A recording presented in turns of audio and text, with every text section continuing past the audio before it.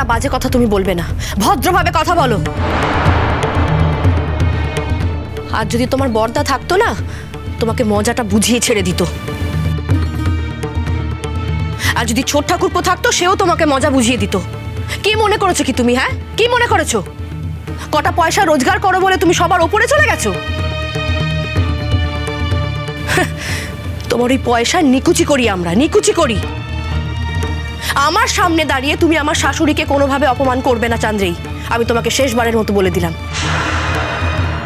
ছেড়ে দাও বড় বৌমা, ও কি বললো না বললো, অপমান করলো কিনা, ছেড়ে দাও। ওই গ্রাহ্যই করি না, যা স্বভাব যা করবে সে আপনি যাই করুন মা, আমার সামনে দাঁড়িয়ে ও যেন এরকম কথা আর কখনো না বলে। আমি এটা কিছুতেই মেনে নেব না। একটার পর একটা অন্যায় করে যাচ্ছেন আপনি। আর সত্যি তোমাকেও বলি ঠাম্মি, তুমি কেন কথা বলতে যাও বলো তো? দিনের পর দিন যে তোমাকে অপমান করে, তার সঙ্গে তো তোমার কথা বলাই উচিত না। বৌমনি,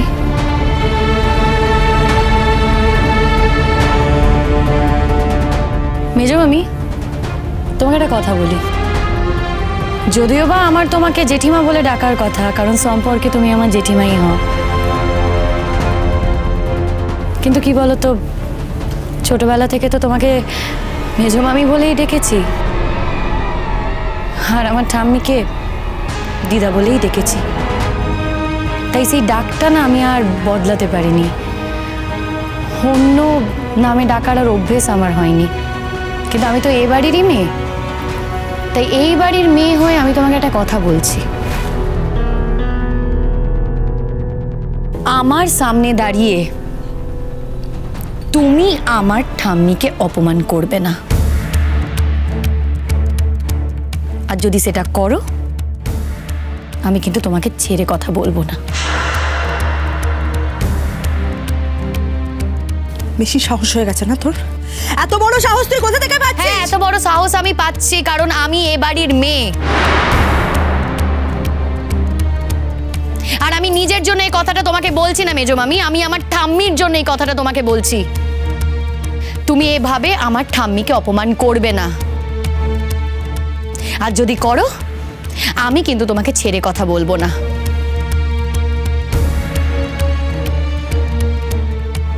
আর তুমি তো খুব ভালো করে জানো মেজো মামি, আমি তো ভদ্রলোকদের মতো মানুষ হইনি, আমার শিক্ষা দীক্ষাও অত নেই। তাই আমি যদি ছেড়ে কথা না বলি, সেটা কেমন হবে খুব ভালো করেই বুঝতে পারছো তো।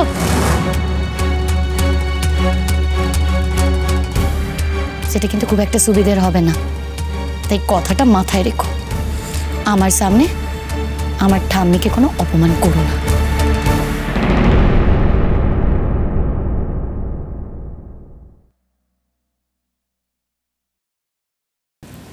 আসবো? কি ব্যাপার তুমি? এসো ডলি, এসো। হ্যাঁ, আসলে বাবা তো আসতে পারলো না, সেই জন্য আমি এলাম। আজ তো ভাই ফুলসজ্জা না।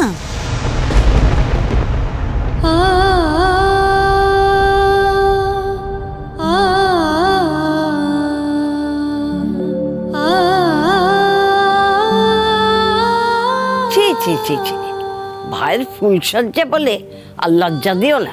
এই বাবা দিদা জানো না, বলনি? বলেছি। হ্যাঁ, মানে ভাই তো ফিরে এসেছে, ভাই তো ফুলসজ্জায় থাকছে।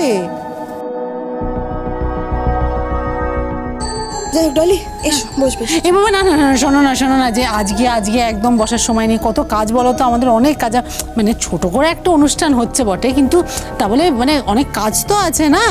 বাবাই বলল যে মানে আমি তো বড় দিদি, আমি তোমাদের সবাইকে এসে যদি নিমন্ত্রণ করি তাহলে তাতে নাকি দোষ হয় না। নেই তো। হ্যাঁ, নেই না, ওই জন্যই তো আমি এসছি। তোমরা কিন্তু সবাই যাবে, মানে আমাদের ওখানে স্কুল বাড়িটা আজ সন্ধ্যাবেলা কিন্তু ওখানেই অনুষ্ঠানটা হচ্ছে, ছোট করে। হ্যাঁ, কিন্তু অনুষ্ঠানটা হচ্ছে। আর ওই সবাইকে বলে দিয়েছো তো, মানে ওই আর কি, যে ভাই কিন্তু ফুলসজ্জায় রাজি হয়ে গেছে, আবার বলে দিলাম। রাজি হয়েছে মানে? হ্যাঁ বড় মামি, মানে ভাই এটা বুঝতে পেরেছে যে বিয়েটা যখন হয়েছে তখন এই বিয়েটাকে মানতে হবে, তো সেই জন্য ও বিয়েটা মেনেও নিয়েছে আর চড়ুইকেও মেনে নিয়েছে। কাকিমা, চড়ুইয়ের কিন্তু ক্ষমতা আছে কাকিমা, ভাইকে কিরকম বুঝিয়ে শুনিয়ে বাড়িতে নিয়ে চলে এলো। হ্যাঁ বলছি কি যে ভাই তো মেনে নিয়েছে চড়ুইকে, তুমি খুশি হয়েছো তো? আমি খুশি হয়েছি মানে আমার যে কি হচ্ছে না তুমি বোঝাতে পারবো না আমি ডলি। আচ্ছা ডলি বলো না, তোমার সাথে তো লালনের কথা হয়েছে, ঠিক তো? এটা ঠিক তো? যাবে তো সন্ধ্যেবেলা, গিয়ে নিজের চোখেই দেখে নেবে। ও দিদা তুমি যাবে তো? না গো, আমি যাব না, আমার পক্ষে যাওয়া সম্ভব নয়। কে কে এসেছে দেখি তো, দেখি তো একবার, কার গলা পাচ্ছি একবার দেখি তো। হ্যাঁ কে এসেছে, কে এসেছে? হ্যাঁ কে? বাবা গো, এই যে শোনো, আজকে সন্ধ্যেবেলা কিন্তু আমাদের বাড়িতে তোমার নেমন্তন্ন। হ্যাঁ, চড়ুইয়ের বউ ভাত তো। বই গেছে আমার তোমার বাড়ির নেমন্তন্ন খেতে যেতে। নেমন্তন্ন খাচ্ছে, নেমন্তন্ন না ছাই নেমন্তন্ন। শোনো, ফুলঝুরির সাথে যদি বেতা হতো তাও না বুঝতাম, আমি যেতাম। ফুলঝুরি নেই, কিচ্ছু নেই, লালন নেই, নেমন্তন্ন খেতে যাচ্ছে, ঠং করছে একেবারে। বুঝতে পেরেছি, আমার এই বোনটা খুব রেগে গেছে। না না শোনো শোনো, রাগ করো না, আসল কথাটা শোনো। লালন কিন্তু ফিরে এসেছে জানো তো? লালন এসেছে, লালন এসেছে, লালন এসেছে। কই লালন তো আমাদের বাড়িতে আসেনি। কি করে আসবে বলো? লালন যে আজকে ভারী ব্যস্ত, কি করে আসবে তোমার বাড়িতে তোমার সঙ্গে দেখা করতে? তুমি তো বড় হয়ে গেছে, এই যে বোঝো তো, আজ তো লালনের ফুলসজ্জা। হ্যাঁ, লালন তো ব্যস্ত, তোমার কাছে তো আসতেই পারবে না আজকে। মিথ্যে কথা বলে না, জায়গা পাই না। ফুলসজ্জা, লালনের ফুলসজ্জা হচ্ছে, ফুলসজ্জা না ছাই। লালন তো ওই চড়ুইকে বউ বলে মানেই না। তুমি এসব কিছু বুঝবে না, গিয়ে দেখলে বুঝতে পারবে। আর শোনো, সন্ধ্যাবেলার অনুষ্ঠানে কিন্তু লালনও থাকবে, বুঝেছো তো? আচ্ছা ডলি শোনো না, এই তত্ত্ব সাজাচ্ছি চড়ুইয়ের বৌভাতে ওখানে নিয়ে যাওয়ার জন্য তোমাদের বাড়িতে। আমি না তত্ত্বগুলো আমরা যাওয়ার একটু আগেই পাঠিয়ে দেবো, একটু ভালো করে সাজিয়ে রেখো যাতে সবাই এসে দেখতে পায়। হ্যাঁ কাকিমা, তুমি একদম চিন্তা করো না, যেমন যেমন বলছো তেমন তেমন সবটাই হয়ে যাবে। হ্যাঁ, আমি আজ আসি। আর ও বড় মামি, তুমি যাবে তো? হ্যাঁ আমি তো আগেই বলেছিলাম যে যাব।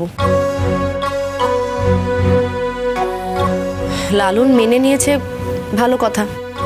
লালন না মানলেও আমি অন্তত যেতাম, কেউ যাক আর না যাক যাব।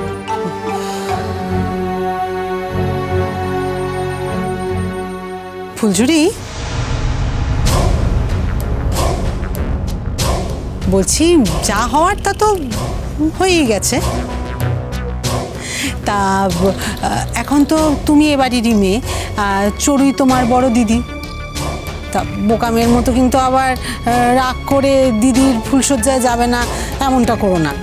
যেও কিন্তু সন্ধ্যাবেলা সবার সাথে। না না, ও রাগ করতে যাবে কেন? রাগ করার তো ওর কিছুই হয়নি। এখন তো সত্যি মনে হচ্ছে যে লালনকে বিয়েটা না করে ফুলঝুরি একদম ঠিক কাজ করেছে।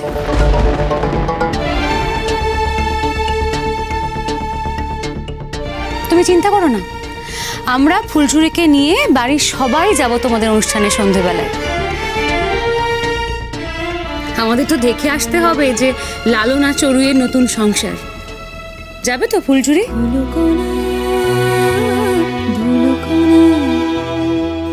প্রতিদিন কিছু ওড়ে ধুলোকণা,